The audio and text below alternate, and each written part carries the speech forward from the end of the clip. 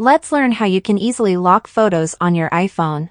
So follow my steps and I will learn you how to lock photos on your iPhone and disable anyone else to see them.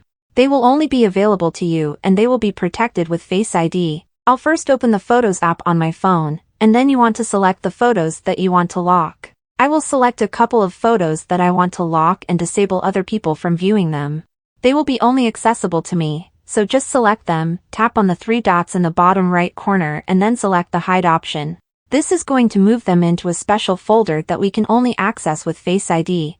It won't delete them or anything, they'll just be moved. If you want to access those locked or hidden photos, you want to go over to your albums and scroll all the way down until you can see the hidden album. But if you do not see this album, don't worry. You can fix that by going over to the settings on your phone, and then you'll want to scroll down until you find this Photos section. Just make sure that Show Hidden Album is enabled, and you can see that it's turned on for me. Also make sure that Use Face ID is enabled, because we want to lock the album with Face ID. If this is disabled, then anyone can access the folder, and we don't want that. Enable these two options and we can go back to the photos.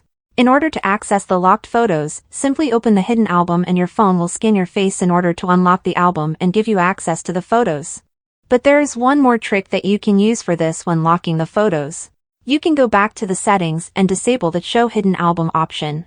This way, people won't be able to tell if you have a folder with hidden photos, but the photos will be there. By using this trick you can hide the hidden album, and when you want to access your locked photos simply come back here to the settings, enable the hidden album option and you will be able to view and see your photos.